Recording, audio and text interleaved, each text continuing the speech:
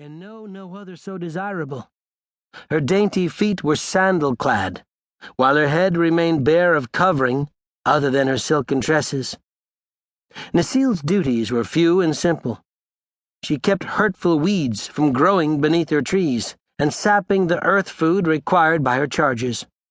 She frightened away the gadgulls, who took evil delight in flying against the tree trunks and wounding them, so that they drooped and died from the poisonous contact. In dry seasons, she carried water from the brooks and pools and moistened the roots of her thirsty dependents. That was in the beginning. The weeds had now learned to avoid the forests where wood nymphs dwelt. The loathsome gadgulls no longer dared come nigh. The trees had become old and sturdy, and could bear the drought better than when fresh sprouted. So Necile's duties were lessened, and time grew laggard, while succeeding years became more tiresome and uneventful than the nymph's joyous spirit loved. Truly, the forest dwellers did not lack amusement. Each full moon they danced in the royal circle of the queen. There were also the feast of nuts, the jubilee of autumn tintings, the solemn ceremony of leaf-shedding, and the revelry of budding day. But these periods of enjoyment were far apart, and left many weary hours between.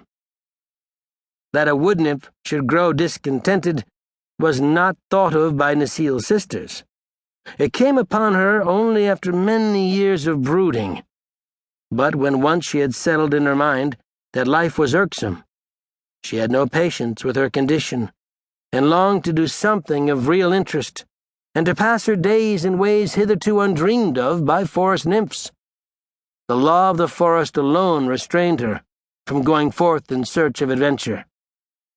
While this mood lay heavy upon pretty Necile, it chanced that the great Ak visited the forest of Burzee, and allowed the wood nymphs, as was their wont, to lie at his feet and listen to the words of wisdom that fell from his lips. Ak is the master woodsman of the world. He sees everything, and knows more than the sons of men. That night, he held the queen's hand, for he loved the nymphs as a father loves his children, and Necile lay at his feet with many of her sisters and earnestly hearkened as he spoke. "We live so happily, my fair ones, in our forest glades," said Ak, stroking his grizzled beard thoughtfully, "that we know nothing of the sorrow and misery that fall to the lot of those poor mortals who inhabit the open spaces of the earth. They are not of our race, it is true, yet compassion well befits being so fairly favored as ourselves. Often as I pass by the dwelling of some suffering mortal, I am tempted to stop and banish the poor thing's misery. Yet suffering, in moderation, is the natural lot of mortals, and it is not our place to interfere with the laws of nature." "Nevertheless," said the fair queen, nodding her golden head at the master woodsman, "it would not be a vain guess that Ak has often assisted these hapless mortals." Ak smiled. "Sometimes," he replied, "when they are very young. Children, the mortals call them. I have stopped to rescue them from misery. The men and women I dare not interfere with. They must bear the burdens nature has imposed upon them. But the helpless infants, the innocent children of men, have a right to be happy until they become full-grown and able to bear the trials of humanity.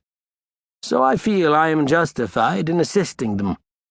Not long ago, a year maybe, I found 4 poor children huddled in a wooden hut, slowly freezing to death. Their parents had gone to a neighboring village for food, and had left a fire to warm their little ones while they were absent. But a storm arose and drifted the snow in their path, so they were long on the road. Meantime the fire went out, and the frost crept into the bones of the waiting children. "Poor things," murmured the queen softly. "What did you do?" "I called Nelko, bidding him fetch wood from my forests and breathe upon it until the fire blazed again, and warmed the little room where the children lay. Then they ceased shivering and fell asleep until their parents came. "I am glad you did thus," said the good queen, beaming upon the master, and Necile, who had eagerly listened to every word, echoed in a whisper, "I too am glad." "And this very night," continued Ak, "as I came to the edge of Burzee, I heard a feeble cry, which I judged came from a human infant. I looked about me and found, close to the forest, a helpless babe, lying quite naked upon the grasses and wailing piteously. Not far away, screened by the forest, crouched Shiegra, the lioness, intent upon devouring the infant for her evening meal." "And what did you do, Ak?" asked the queen, breathlessly.